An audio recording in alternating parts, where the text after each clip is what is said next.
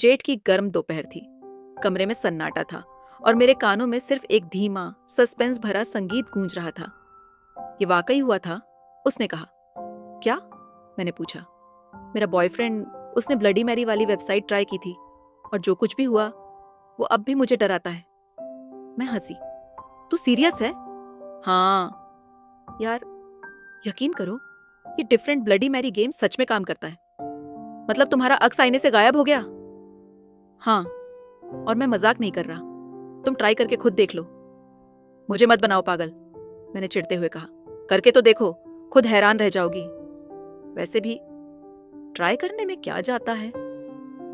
मैंने थोड़ी देर सोचा और फिर हामी भर दी। ठीक है, बताओ करना क्या है। बस 10 मिनट बाद बाथरूम में जाओ, अंधेरा कर दो, एक मोमबत्ती जलाओ और आईने के सामने खड़ी हो जाओ। मैंने वैसा ही किया। मोमबत्ती की मध्यम रोशनी मेरे चेहरे को आईने में चमका रही थी। एक अजीब सी खामोशी थी। मैंने बोरियत से पूछा, अब क्या? मोमबत्ती को अपने चेहरे के करीब लाओ और आईने में देखो, उसने कहा। मैंने वैसा ही किया। अब डरावनी मुस्कान दो, वो बोली, जब तक तुम खुद अपने चेहरे से डर ना जाओ। मुझे गुस्सा आने लगा, लेकिन बहस करने का मन नहीं था।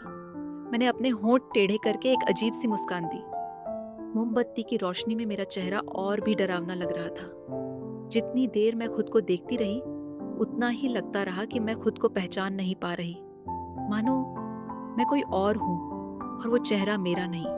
फिर उसने कहा, अब बोलो, तूने मेरे शख्स को मुझसे छीना है।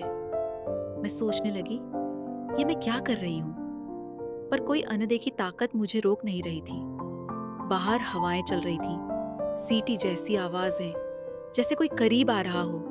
तभी मुझे महसूस हुआ कि मेरा अक्स मुझे घूर रहा है, सीधा मेरी आंखों में। लेकिन मेरी आंखें तो हिली ही नहीं थी। फिर वो मुझे इशारा कैसे कर रहा था? मैं कांप उठी। आईने में मेरे अक्स ने बाथरूम के अंधेरे कोने की ओर इशारा किया। मैंने डरते हुए उधर देखा।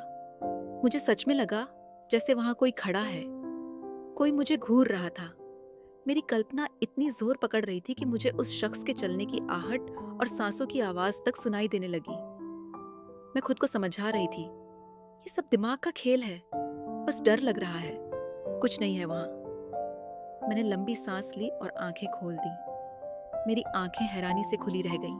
मेरे चेहरे पर अब कोई मुस्कुराहट नहीं थी, लेकिन आईने में वहां अभी भी वही डरावनी मुस्कान थी, मेरे चेहरे जैसी, लेकिन वो मैं नहीं थी। मैंने कहा था ना, टेलर बोली, तुम हैरान रह जाओगी। ये सब बकवास है, मैंने चिल्लाकर कहा। वेट करो, वो बोली, अभी देखो क्या होता है। बस करो ये सब। मैं डर गई थी। मुझे नहीं पता ये कैसे रुकेगा, शायद अपने आप ही रुक जाए। मैंने मोमबत्ती जमीन पर फेंकी और दौड़कर लाइट ऑन कर दी। जैसे ही रोशनी आई, मुझे राहत मिली। बाथरूम अब एकदम नॉर्मल लग रहा था। तुम सही कह रही थी, मैंने कहा। मेरा अक्स सच में गायब हो गया था।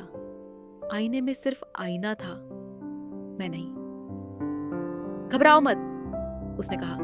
इंस्ट्रक्शन के मुताबिक सुबह तक सब नॉर्मल हो जाएगा। तुम्हें यह सब पता कैसे चला? मैं इंटरनेट पर सर्च कर रही थी, वहीं मिला एक आर्टिकल। तभी मैंने फोन उठाया, स्क्रीन में देखा और वहां मेरा अक्स फिर से वो मुस्कुरा रहा था। क्या यह ट्रिक सिर्फ आईने पर ही काम करती है? मैंने डरते हुए पूछा। नहीं, वो बोली, शायद अब यह हर स्क्रीन पर काम करता है। धीमे डरावने संगीत के साथ fade out. End note. Hello दोस्तों, उम्मीद है ये कहानी आपको पसंद आई होगी। ये कहानी विक्रम वर्णे द्वारा लिखी गई है। उनकी बुक अंश पेरेंट्स अमेज़न पर उपलब्ध है। लिंक नीचे डिस्क्रिप्शन में है। जरूर पढ़ें और कमेंट्स में बताएं ये कहानी कैसी लगी। मैं फिर मिलूंगी एक और हॉरर स्टोरी के साथ। तब तक के लिए सावधान रहना और अक्स से दूर।